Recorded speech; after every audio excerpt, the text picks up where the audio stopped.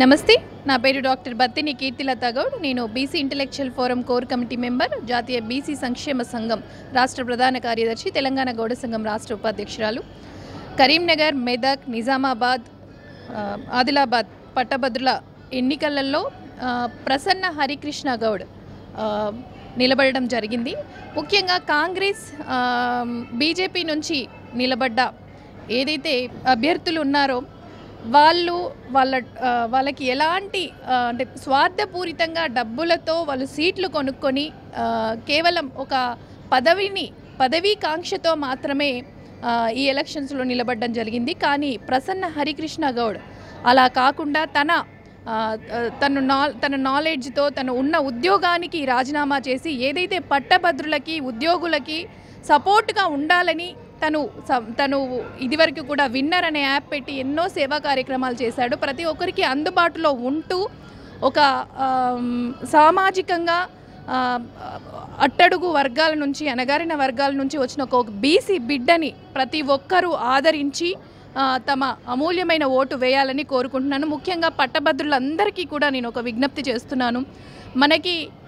మన ఓటు అనేది ఒక ఆయుధం. అలాంటి ఆయుధాన్ని డబ్బులతో కొనుక్కోవడానికి డబ్బుల సంచులతో ఆల్రెడీ దిగిపోయారు.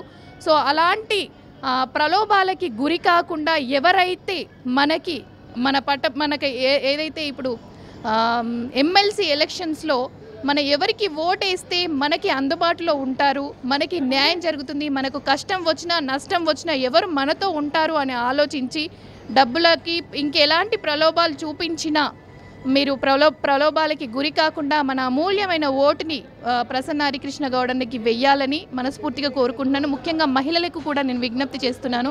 అంటే మహిళా సాధికారత అని చెప్పుకునే వాళ్ళు చాలామంది ఉన్నారు, అందరూ చెప్పేవాళ్ళే. కానీ ఇంటి నుంచే మహిళా సాధికారతను మొదలుపెట్టిన హరికృష్ణ గౌడ్ అనే వ్యక్తి ప్రసన్న హరికృష్ణ గౌడ్గా తన భార్య పేరుని తన పేరుకి ముందుగా పెట్టుకున్న ఒక వ్యక్తి ఇంటి నుంచే స్టార్ట్ చేయడం జరిగింది.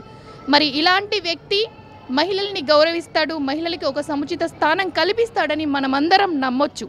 సో ఇలాంటి వ్యక్తిని మహిళలందరూ కూడా ఆదరించి మీ ఓటుతో పాటు మీ భర్తలది, మీ అన్నతమ్ములది, ఇంకా మనమందరం కూడా పట్టభద్రులందరం కూడా మనం ఒక బాధ్యతగా తీసుకొని, ఎందుకంటే అణగారిన వర్గాల నుంచి వచ్చిన బీసీ బిడ్డలకి రాజకీయంగా ఎదిగే ఛాన్స్ ఇంతవరకు ఇవ్వట్లేదు. అంటే ముందుకొచ్చిన వాళ్ళని డబ్బులున్న వాళ్ళకి సీట్లు ఇవ్వడం ఇలాంటివి చేస్తున్నారు. అలాంటి అన్యాయమే ఇప్పుడు ప్రసన్న హరికృష్ణ గౌడన్న కూడా జరిగింది. ఎందుకంటే డబ్బులు లేవు కాబట్టి, ఎంతో వ్యక్తిత్వం ఉన్నా, ఎంతో టాలెంట్ ఉన్నా అలాంటి వ్యక్తికి సీట్ ఇవ్వకుండా డబ్బులున్న వాళ్ళకి సీట్లు కోట్లు పెట్టి కొనుక్కొచ్చుకున్నారు. మరి హరికృష్ణ గౌడన్న తను స్వతంత్రంగా నిలబడి ఈరోజు బీఎస్పీ నుంచి పోటీ చేస్తున్నారు.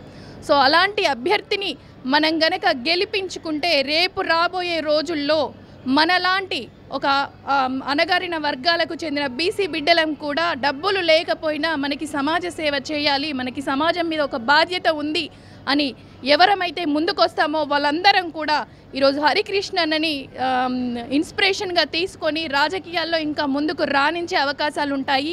మన బీసీ ఉద్యమం స్టార్ట్ అయింది, బీసీలో ఒక చైతన్యం వచ్చింది. మరి ఒక బీసీ బిడ్డని గెలిపించుకోవాల్సిన బాధ్యత మనందరి మీద ఉందని నేను ఈరోజు మిమ్మల్ని అందరినీ కూడా విజ్ఞప్తి చేస్తున్నాను.